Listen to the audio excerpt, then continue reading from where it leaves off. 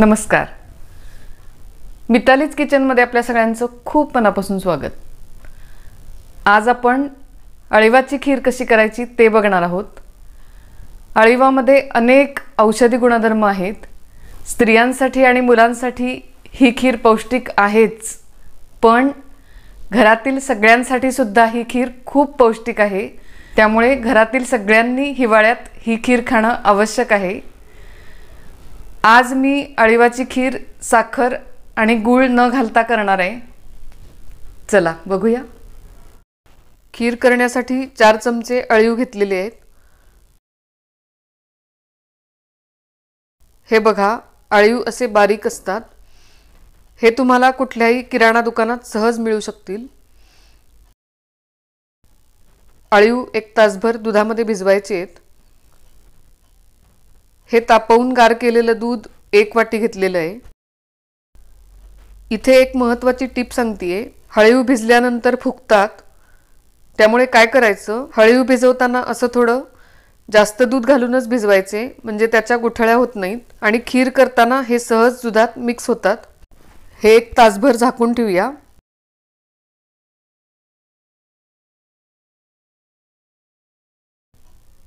अळीव भिजलेले आहेत.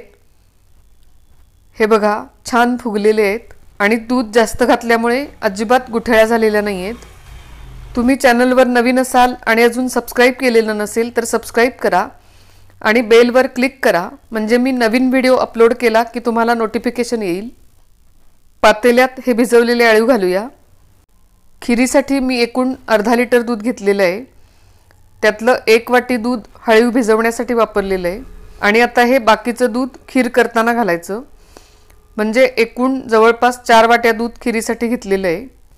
हे बघा, अळीव दुधात छान मिक्स झालेले आहेत. अळीवाला हळीवई म्हणतात, तर हिंदीत हलीम म्हणतात.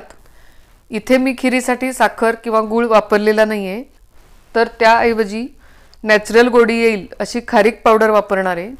खारीक पावडर नसेल तर यामध्ये तुम्ही खजूरही मिक्सरमध्ये बारीक करून घालू शकता. खारीक पावडरमुळे खीरीला नॅचरल गोडवा येतो. पण तुम्हाला थोडी जास्त गोड हवी असेल तर यामध्ये तुम्ही अगदी एखादा चमचा साखर किंवा गूळही घालू शकता. 4 चमचे खारीक पावडर घालूया. खारीक पावडरमुळे खीरीला खूप छान चव येते आणि छान दाटसर खीर तयार होते. खीर उकळू द्यायची आहे. अळीव आणि खारीक पावडरही लगेच शिजतात. 3-4 मिनिटातच खीरीला छान उकळी आलेली आहे. अजून 1-2 मिनिटं खीर उकळू द्यायची आहे. आज माझ्याकडे पिस्ते होते, त्यामुळे मी यामध्ये आता फक्त पिस्त्याचे काप घालतेय. तुम्ही तुमच्या आवडीप्रमाणे कुठलेही ड्रायफ्रूट्स घालू शकता. ड्रायफ्रूट्स मात्र ऑप्शनल आहेत, नाही घातले तरी सुद्धा चालेल. अळीव पौष्टिक आहेतच, त्याबरोबर खारीक पावडर आणि ड्रायफ्रूट्स घातल्यामुळे खीरीची पौष्टिकता अजून वाढते. यामध्ये तुम्ही गूळ घालणार असाल तर खीर उकळल्यानंतर गॅस बंद करून मग गूळ घाला, नाहीतर खीर फुटू शकते. मस्त हेल्दी आणि टेस्टी खीर तयार झालेली आहे. तुम्ही अशी खीर करून बघा. आवडल्यास कमेंट्समध्ये लिहा आणि व्हिडिओ लाईक आणि शेअर नक्की करा.